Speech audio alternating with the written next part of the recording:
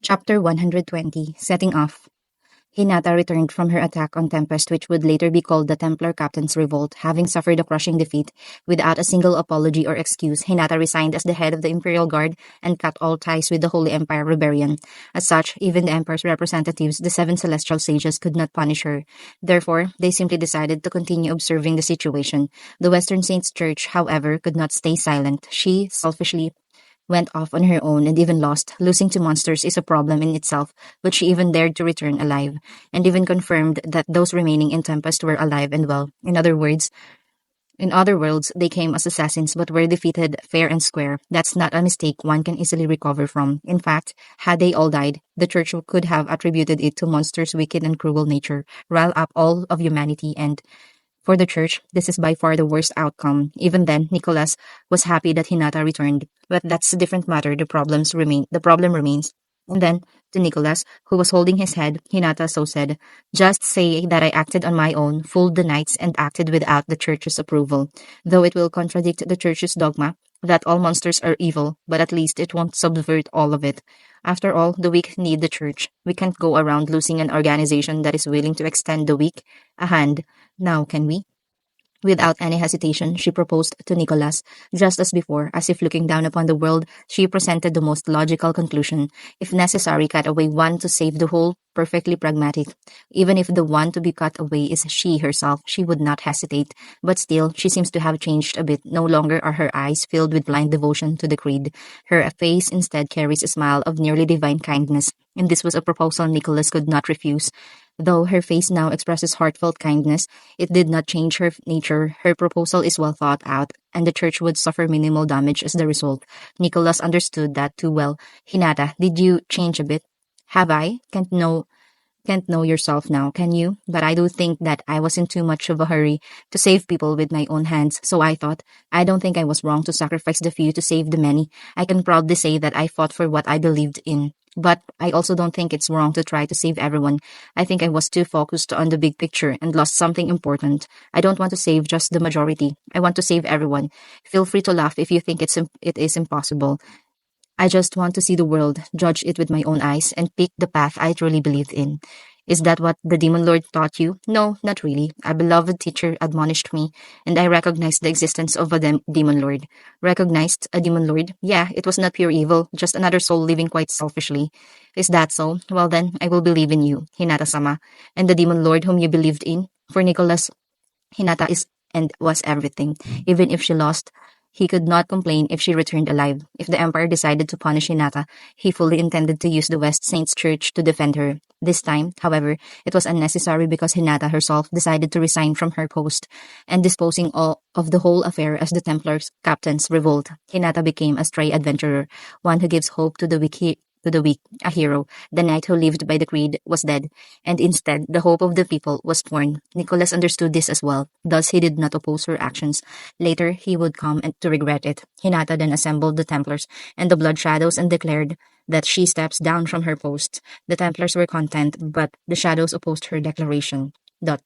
Hinata-sama has been corrupted. She has become weak from her defeat. Actually, the Demon Lord must have seduced her. We need to open her eyes, and various other things the shadows said, troubling Hinata. To them, in that case, that country's Demon Lord has created a dungeon. If you clear it, you get an audience with the Demon Lord. So if you want to open my eyes, go clear it first.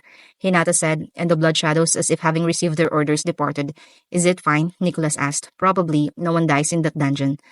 The Demon Lord manages it for fun, but it's just might become good practice for them. Maybe they'll go mad, but it just might reforge their spirits, she said without thinking, having faced Demon Lord Rimuru once before. She has some trust in him.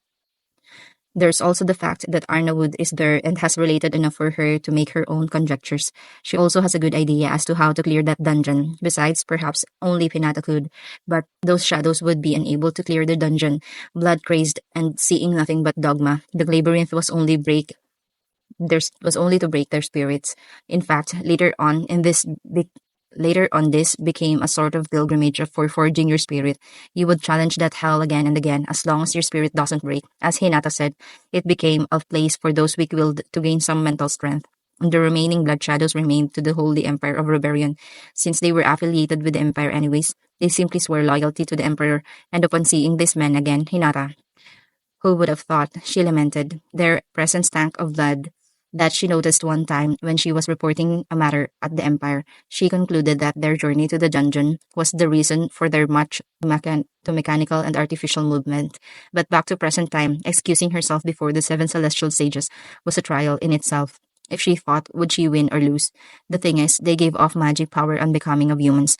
Why she had not noticed it was a mystery in itself.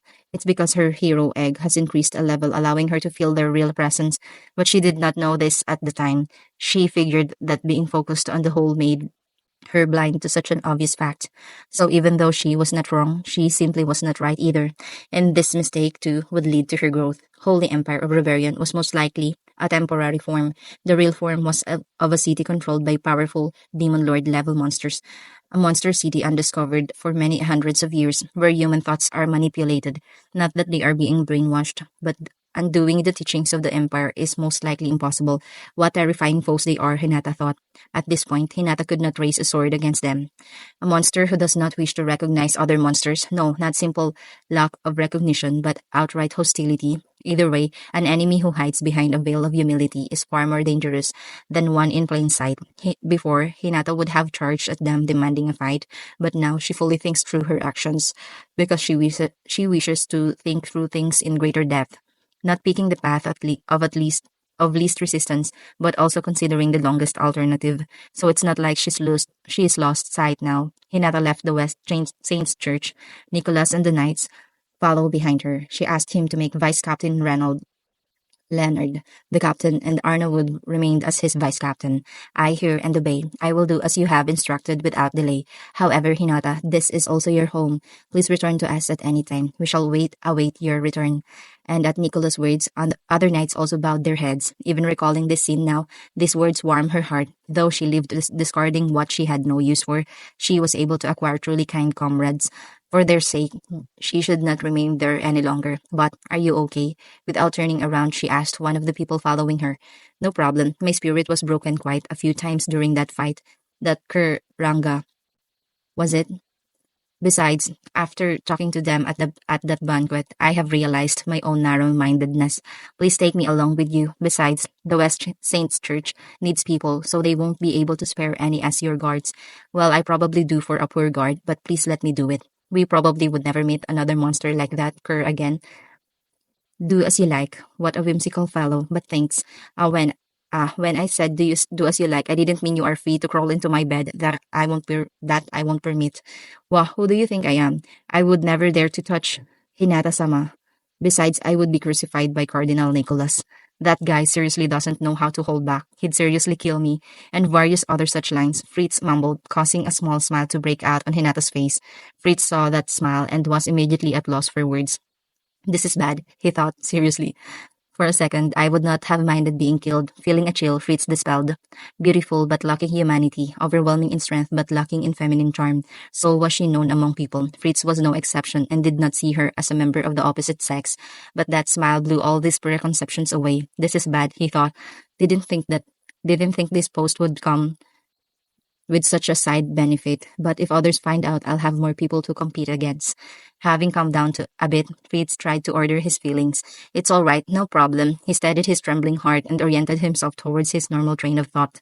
Completely oblivious to his struggles, Hinata put on her glasses, leaned her head on his shoulder, and looked up at him. And with a weak smile, "Yeah, you'll take care of me, won't you, Fritz?" she said, and that was the death knell of his reason. "Cardinal Nicholas, I'm sorry, but it's open season now." This was the moment when Fritz decided to treat her not as a guard captain, but as a woman, to be protected. And his feelings towards her were not of loyalty towards a guard captain, but of an earnest desire to follow her. And thus their journey began. Hinata was concerned about the 5 children Rimuru mentioned. Nearing Kagurazaka Yuki is dangerous, but she had her anti-mind control item equipped, and she did not intend to be reckless. She merely wanted to confirm the situation and rescue the kids if possible. What relationship stands between Yuki and Chaos Lord Gazalim is a concern, but she intended to avoid any and all contact with him. She did not think she would lose, but Shizusan asked her to avoid him and she intended to keep her promise. But Chaos Lord Gazalin, if he is manipulating Yuki, she would not allow that to go unpunished. Having been manipulated for over 10 years, it isn't something she can forgive. In her memories, Yuki was a boy with a white smile. I must confirm if that smile was genuine and save the kids. If there's a will, there's a way. Thus, Hinata decided to act. She headed out to Ingrasha Kingdom, the city brainwashed by Yuki, or perhaps by Gazalim. Traveling by the magic circle may alert him should there be spies, so instead she journeyed there on foot. She journeyed there on foot, and a new struggle was on the horizon. End of chapter 120.